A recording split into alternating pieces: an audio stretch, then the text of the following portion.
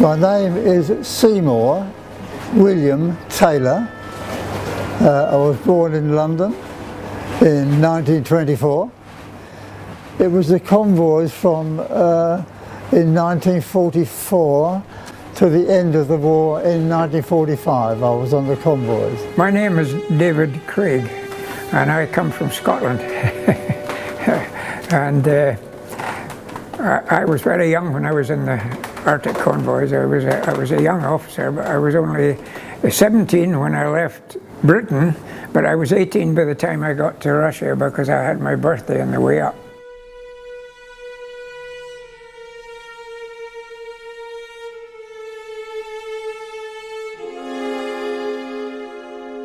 Well, you shouldn't fight. There should be no more wars. It's too much misery, too much everything. Lives are spoiled, and it's not a good thing. Not a good thing, not at all. Shouldn't be no wars.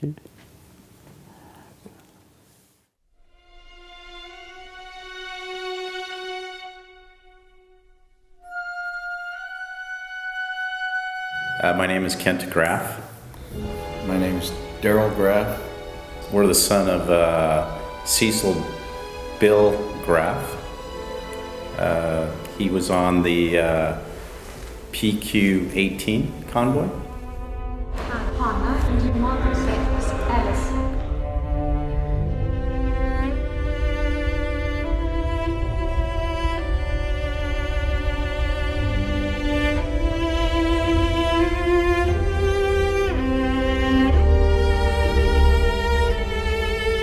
My name is Richard Carter. I'm the son of William Carter, who was a U.S. Navy Armed Guard officer in command of a gun crew on a merchant ship in convoy PQ-17 during World War II. Turned out to be the worst one of the North Russian convoys because the support vessels were withdrawn in mid-convoy and the ships were left essentially defenseless. So my dad's name is Ernest Baden-Hall, and he was in Russian convoys from the age of 18. 31 августа 1941 года в Архангельск прибыл первый союзный конвой под кодовым наименованием «Дерлиш». Друзья, память о содружестве народов стран антигитлеровской коалиции помогает и объединяет нас и сегодня.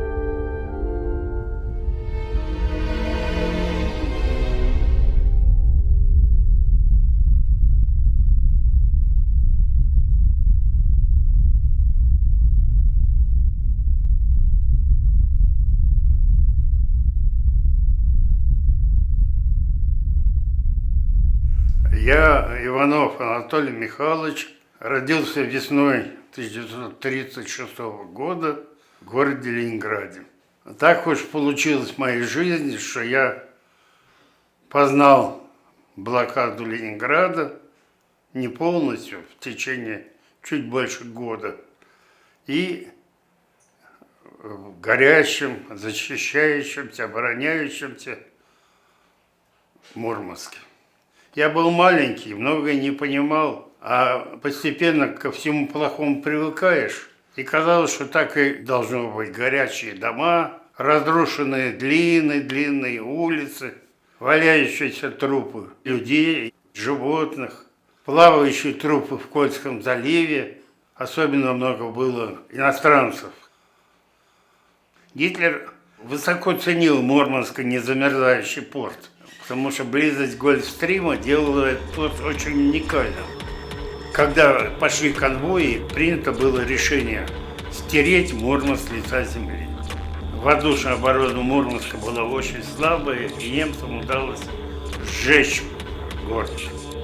До войны в Мурманске было 193 тысячи домов, а после массовых налетов немецкой авиации 3000 осталось.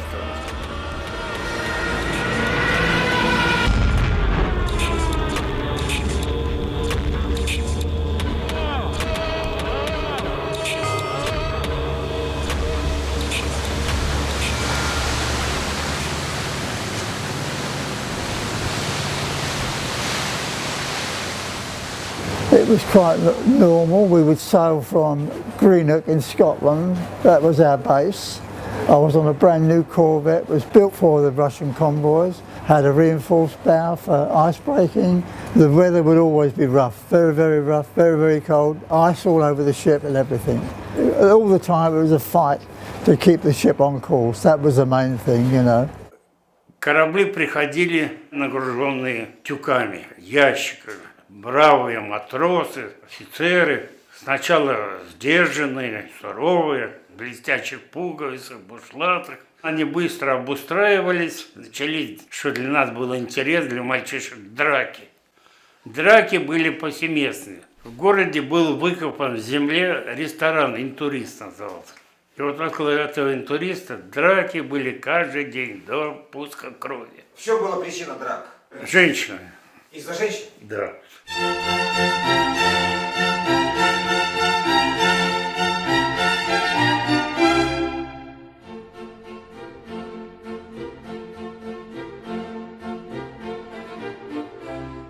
It was difficult times at that time. It was still under Stalin, and it was not a good thing for any Russians to be seen to be too friendly with us. Which was sad to say that, but I mean, I said I'm one of these bad capitalists, but I haven't got any capital.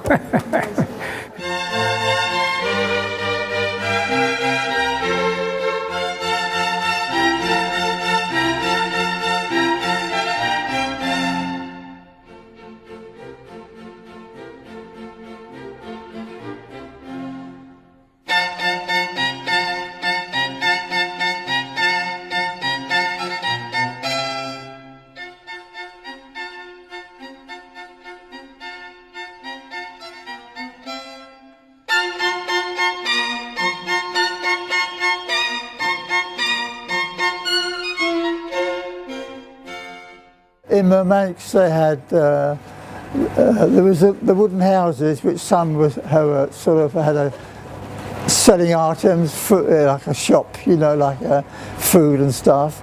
And the main building was the club, if you like to call it. And it was more like a concrete building, more like the town hall, you know, a centre building.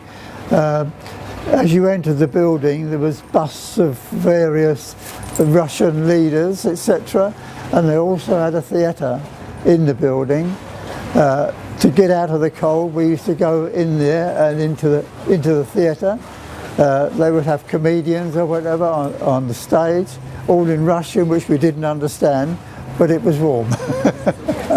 Я помню, в этих конвоях кого только не было, и французы, и шведы, и исландцы, и новозеландцы, и англичане, естественно, канадцы, американцы. Ну, все нации, и все шли на помощь.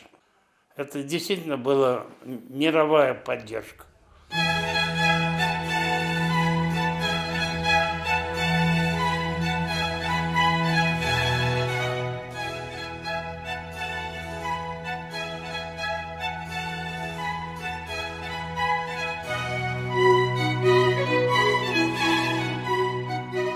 On my Corvette, we had a very good pianist, and on the Canadian destroyer, we also had a pianist, and the two of them used to get on the piano. We were too small a ship to have a piano, but on the destroyers, they had a bit more space and they had a piano, and the two of them would get on the piano and give us a song. That was our entertainment, really. He was very surprised at the unloading of the ship was all done by older women and young girls.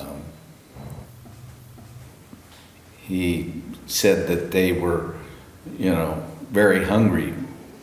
They would slip them food from their rations.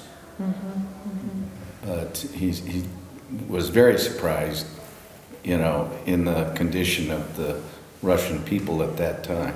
He didn't go into proper stories, but I remember once I asked, did you see anyone get killed? And he was like, yes, I did. And I said, well, what do they do? And he was like, they wrap them up and then they send them off into the sea. And I was quite shocked at that, because I didn't really think that they just, I thought they'd bring them back to their families. I didn't think they'd just send them off into the sea and just almost forget.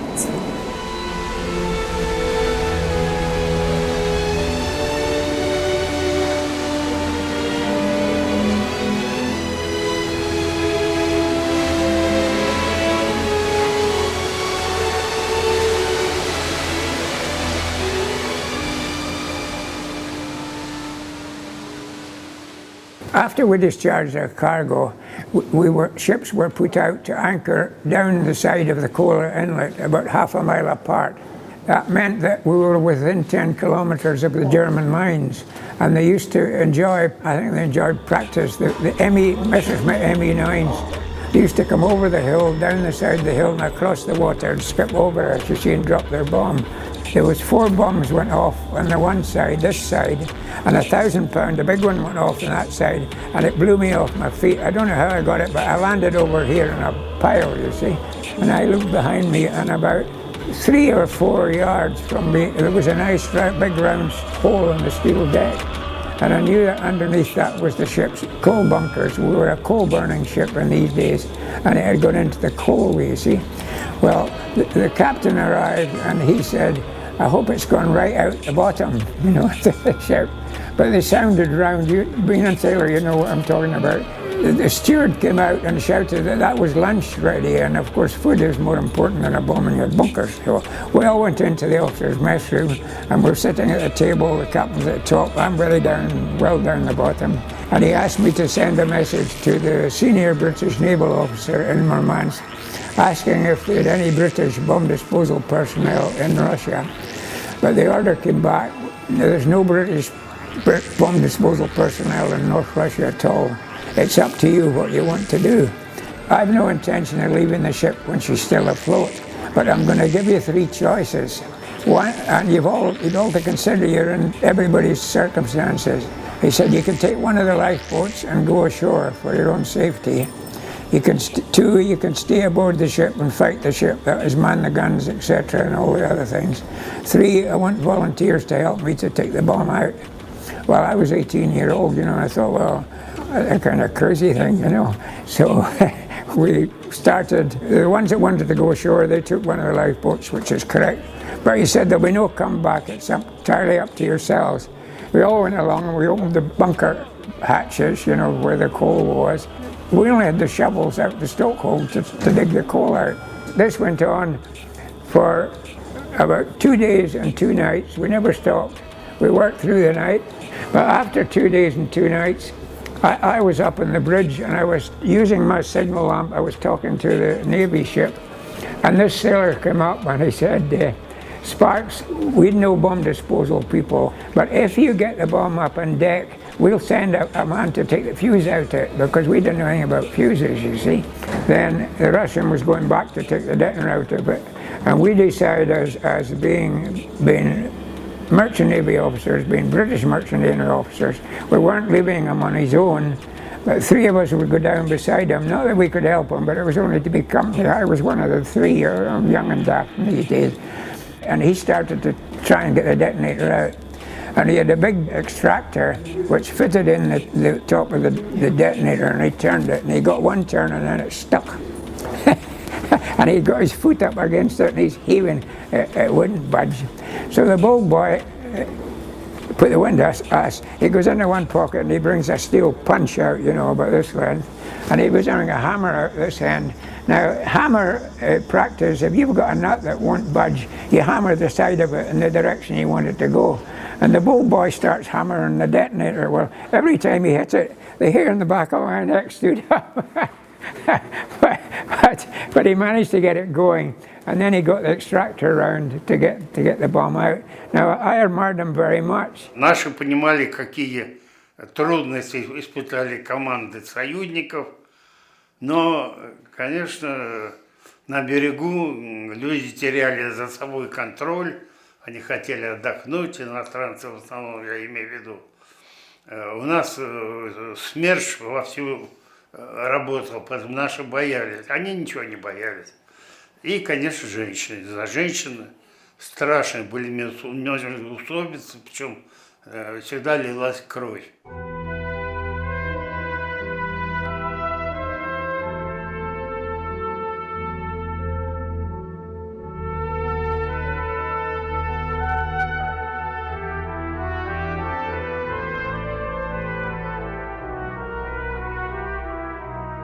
The most time was on my very last convoy. We took a convoy from Iceland, Scotland, and then to Podmога, Murmansk. And on the return journey, we came out. The U-boat came into view. It was on even keel, but very low in the water. And as we approached, the U-boat was there, and we were coming up this towards it. But it was very low in the water, on even keel, and as I looked I saw 3 men run from the conning tower to the gun to man the gun. But the U-boat was sinking, it was badly damaged, not by us but by somebody else, and it was gradually sinking down. And then the men from the U-boat started jumping into the water, and we'd almost got there, and we were almost there, and then there was a very loud explosion. The next thing, it was hard to starboard, and we pulled round and left the men in the water. They were all calling and thinking we were going to pick them up, the German crew. The men in the water, a whole bunch of them, about 30 odd or so, in a bunch. I looked at them, there was no movement. They'd all died with the cold. Over to the starboard side of the ship, there was about 7 men had managed to get their arms through the netting, pulled themselves partly out of the water, and then they'd been overcome. So I looked over, they weren't speaking, I think they were probably unconscious, you know.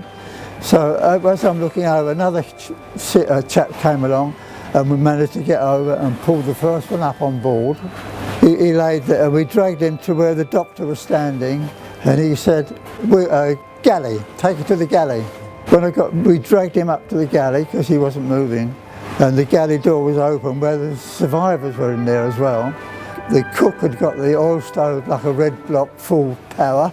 We pushed him in there, they grabbed hold of him, started stripping him and beating him to get his circulation going. We left him there and run back to the stern where they managed to get another chap on board, and we dragged him up and did this until 6 or 7 of them were taken up to the galley. The last one they pulled out.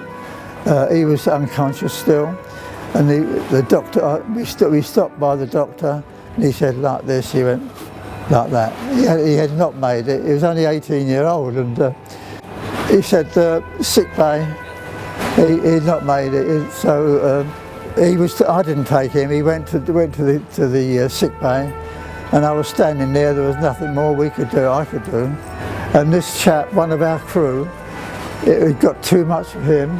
And he just, what happened, we had to grab hold of him and put him in a straitjacket to stop him harming himself. He was taken ashore with the survivors. There was the survivors, one of our crew in the straitjacket.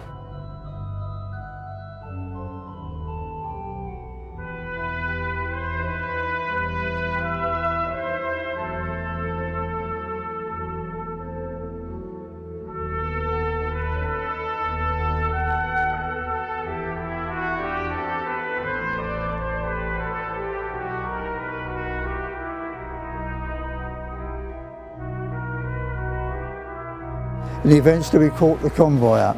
And I was just still doing my job, still at action stations.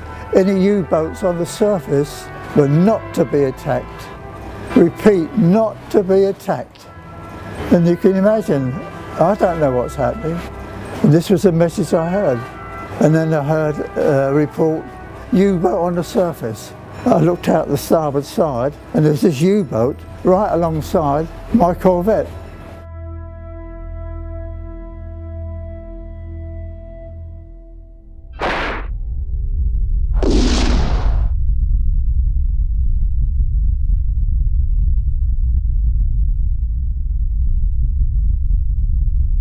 The captain on the U-boat, he turned towards my corvette and he gave a very long salute, like this, upright, long time, and he went like that.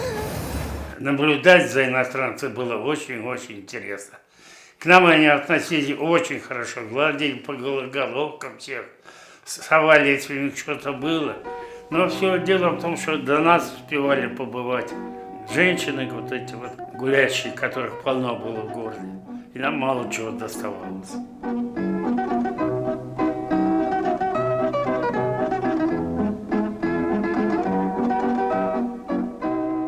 А ходовыми товарами были тушенка, сухое сало, да, представьте, было сало сухое,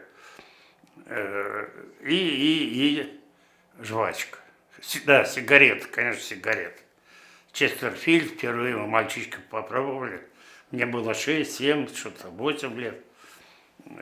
Это для нас, конечно, было сам аромат, что-то такое диковинное. И вот вид этих команд ленд-лизовских кораблей, он как-то давал большую надежду в победе и в том, что город отстоит себя. When they were getting ready to leave the Philadelphia, when all the men were on deck and they saw all this scotch coming onto the boat, like cases and cases of scotch and Scotch whiskey. Yeah. And he shared with us that he thought that probably the reason why he's alive, or he survived that, was the captain got so drunk that they got separated from the convoy, and then there was some attacks on the convoy, and where the boat, or where they were at in the convoy, was probably bombed or torpedoed, and their ship probably would have been sunk. And we all suffered from malnutrition. That means it's not starvation, but it's next door to it, you know. But we had enough to keep us going. But the Russian people were very, very short of food. We had no fresh meat or fresh vegetables for 6 months. We got a dead yak once from the Russians, and it was a bit of a mess. I think I'd been killed in an air raid. But it was fresh meat. And it was the fresh meat, the only meat we had in 6 months. We ate it till there was nothing, you know, head, feet, till no. Мы еще несколько мальчишек уже знали, что вот сейчас будут немецкие самолеты. Они шли низко-низко, тяжелые, огромные. Кресты такие, что пол крыши размером. И вот помню, самолет прямо на наш домик и спускается. И вот он и заходит, а мы на крыше, мальчишки, штанишки спустили, и вот неприличные жесты.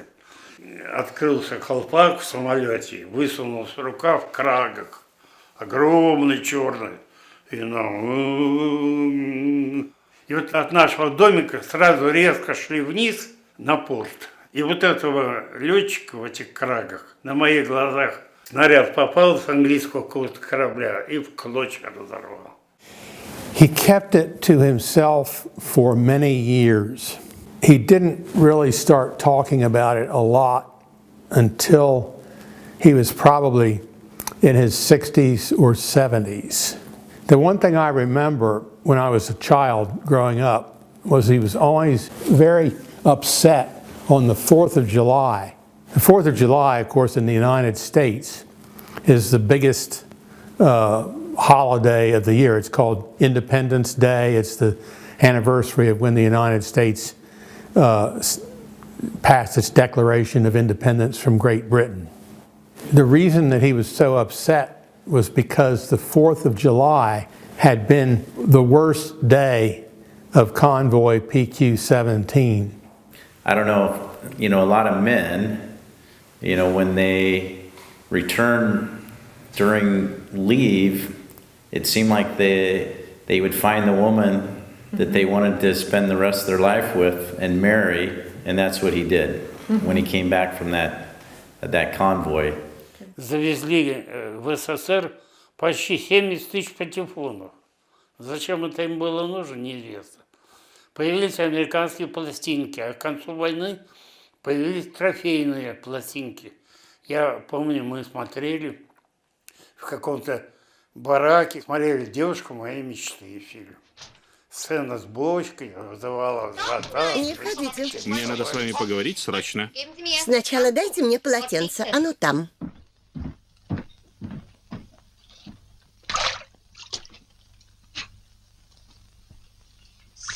Так-то. Теперь я вся внимание, несмотря на то, что вы не постучались и не поздоровались. Или здесь так принято обращаться с дамами? У меня свое мнение о женщинах вашего поведения. Ну зачем из-за этого орать? Или вы за меня переживаете?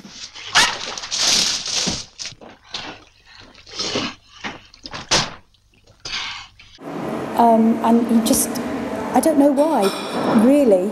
I think he moved on. His life moved on, and he was busy working.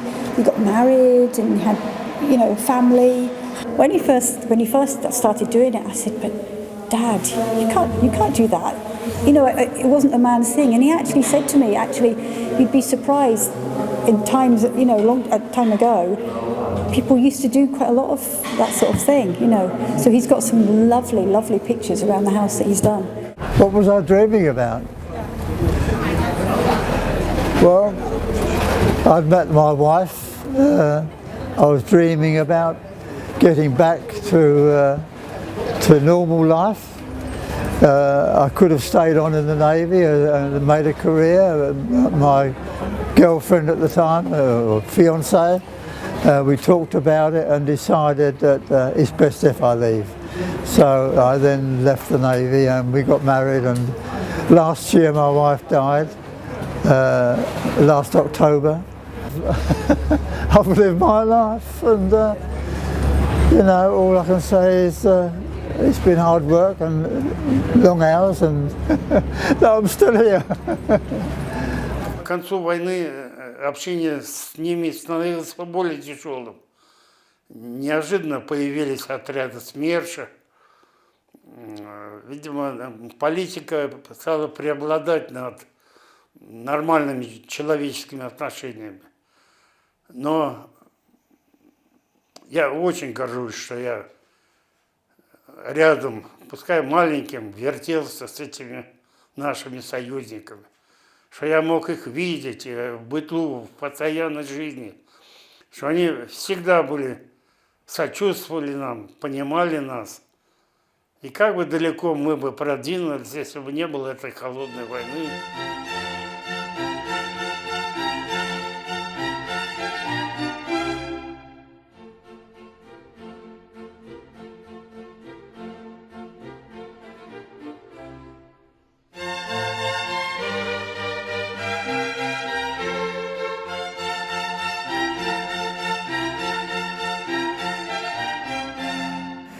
Some of the other speakers at this conference have talked about how that some Russian women were having to help unload ships and other things which would be unusual jobs for women in the United States. But of course the United States was not facing the kind of challenges that Russia was facing, with Leningrad being under siege and the Germans almost getting to Moscow and other horrible things that were going on. And so when he looked back on it over the years, he said that he loved the Russian people, but he didn't like the Russian government. Когда наши входили в европейские столицы, Бухарест, Будапешт, да во все столицы, как писал Симонов, как герои входили в чужие столицы, как враги возвращались в столицу свою. Мы шли на машинной тяге, пушки точили студебекеры, командующий состав ездил на Виллисах, на доджах, вся разведка ездила на Харлеях, на американском мотоцикле. Это был переворот в Красной армии. Мне просто стало не хватать механиков, столько появилось техники. Я говорю, что в Кольском заливе впервые появились торпедные катера американские. Well, I always knew I'd be taking over the shop, the greengrocers. I was dreaming about getting home, never mind doing anything else. Get out of it, get home. So you were just dreaming about being happy and getting home. Yeah, that's right. Getting home to your family, yeah. Yeah, and to start making a family, which he did quite well because he ended up with seven children. Yeah, 4 girls and 3 boys. No trouble at all. A good wife, good food, good work, and good fun. This one is the Arctic Star. We had to campaign for that. I think it was well over 50 years. So that was the first medal we got from Russia. This last one here, this is the Yusakov medal. That's a very good medal. It's a Russian medal. You'll see they're all numbered, and it's your citation signed by Putin himself. And we couldn't get that. Australia, New Zealand, America, and Canada, all the veterans got that from the Russians because their governments were quite happy. But our government had some stupid regulations.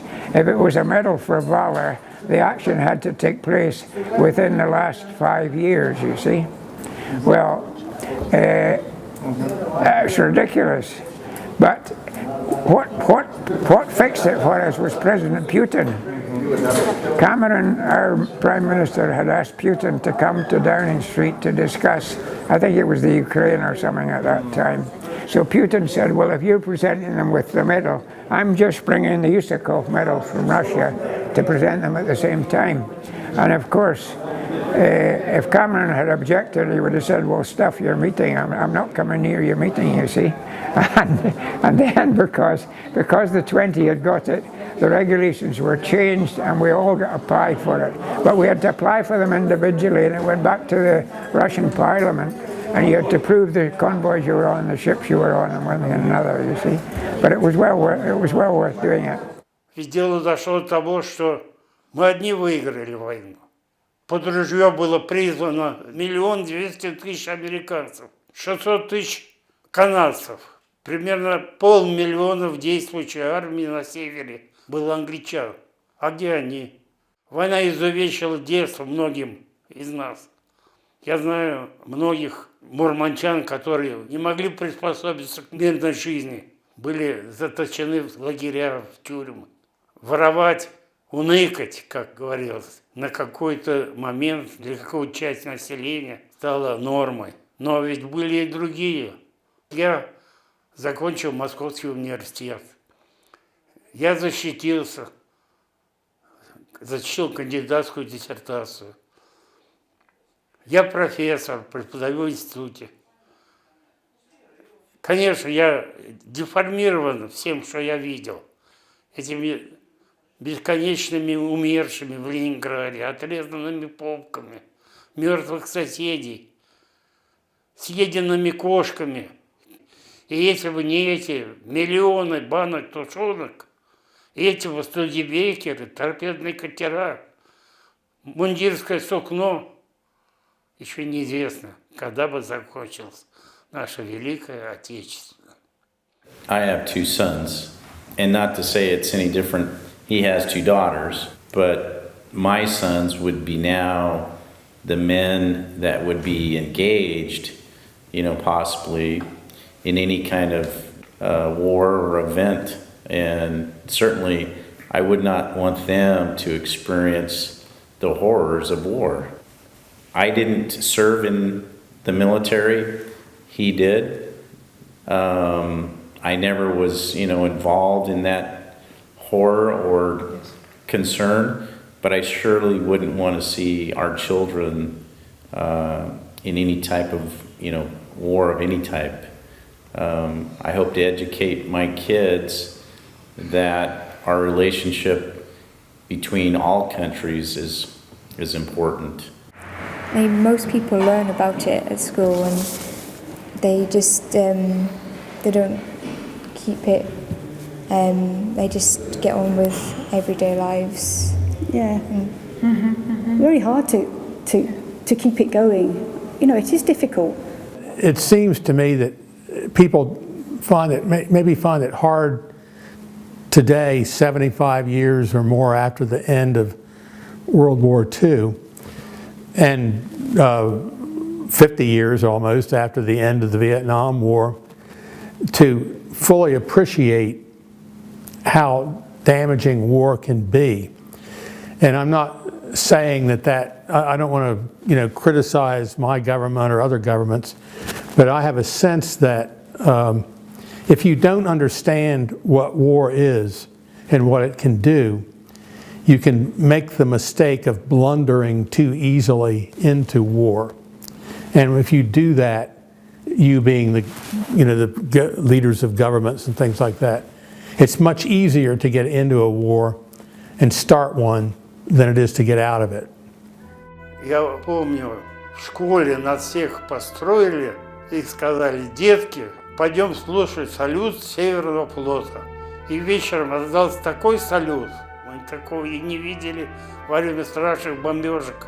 Причем стреляли наши союзники, всех кораблей, не шли снарядов, так говорили. Мы поняли, что это конец. Плясали, смеялись, целовались. И водка появилась откуда-то, и спирт появился откуда-то. И американцы пьяные не дрались. Это было всеобщее ликование. Такое бывает раз в жизни. But you see, I don't say it's luck. I just say the fact that all of us have a time to be born and a time to die. My time hadn't come because I lost friends. I have friends buried in Murmansk that were killed at just the same age as myself, and their time had come. You had to accept that. I thought you were straightening me out. Yes. I'll take you. Bye bye. Thank you once again.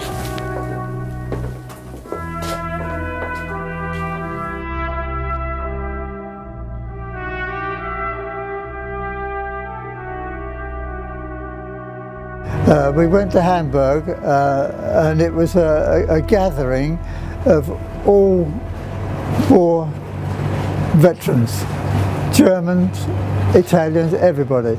And we had this meeting and we all gave a bit of a speech, And I think one of the things I said really was, don't go dropping bombs and firing bullets, talk and keep talking, don't start, keep talking, because at the end of all this you have the war, everything is destroyed.